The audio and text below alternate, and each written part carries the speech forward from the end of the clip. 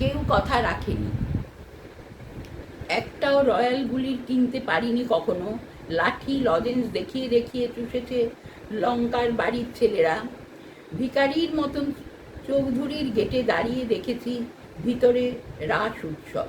অবিরল রঙের ধারার মতো সুবর্ণ কঙ্কন পরা ফর্সা রমণীরা কত রকম আমোদ হেসেছে।